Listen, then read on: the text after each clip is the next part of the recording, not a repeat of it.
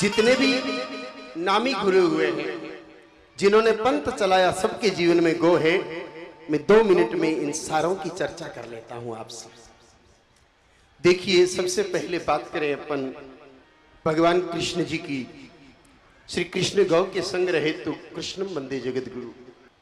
गोरखनाथ जी ने तो अपने नाम के साथ ही गौ रखी, गौरक्षनाथ, गौरक्षनाथ, जिन्होंने गौ को रखी।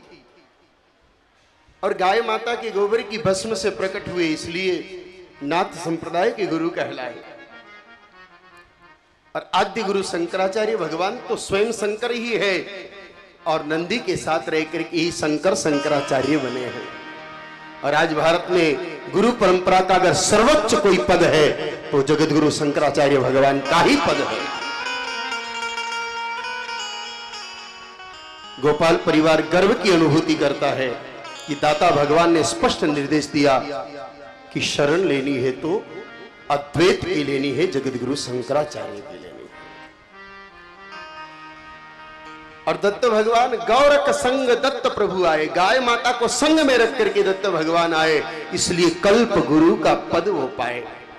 दत्त भगवान ने कल्प गुरु का पद इसीलिए पाया कि गाय माता को संग रखते। कबीर जी के तो मां का पता ही नहीं था, इसलिए बचपन से ही गाय माता का दूध पिया और गौ की सेवा की। कबीर जी की जब कथा आएगी तो कबीर जी की गौ सेवा की चर्चा करेंगे। लेकिन आजकल कई कबीर पंथी कहते हैं कि हम कबीर पंथ के हैं, लेकिन गाय से हमारा कोई लेना देना नहीं। तो भैया तुझे कभी कबीर मिलने वाला नहीं है। और दादू, अरे दादू दयाल जी तो अकबर के दरबार में पहुंच गए और गौ माता का ऐसा चमत्कार दिखाया कि अकबर को अपनी कलम से लिखना पड़ा कि जब तक मेरा शासन हिंदुस्तान में रहेगा तब तक गौ हत्या नहीं होने दूंगा, गौ हत्या नहीं होने दूंगा।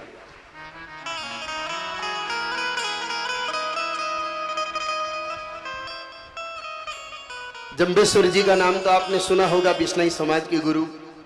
अरे सारी जिंदगी उन्होंने सिर्फ गाय माता चराई, और गाय माता चराते चराते 29 यानी कि 20 और 9, इसलिए बिश्नोई कहलाए। और उन्होंने अपनी परंपरा का, दिव्यता का प्रकाश चारों तरफ फैलाया।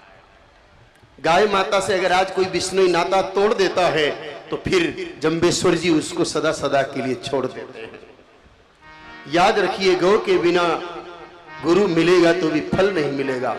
स्पष्ट है कि गौ बिन गुरु कभी फल नहीं पावे, बिरथा जीवन दिव्य गवावे, जन्म मरण में सबको फसावे, मुक्ति पंथ दर्शन नहीं पावे। क्योंकि दिव्य गुरु जितने भी मिले वो सब गौ के साथ आए। इसलिए गौ गुरु की शरण में जब भी जाना हो, पहले गौ माता की शरण में जाइए, गौ माता अपने आप आपको गुरु शरण में ले जाएगी। हमें तो ऐसे ही मिला मामला सारा।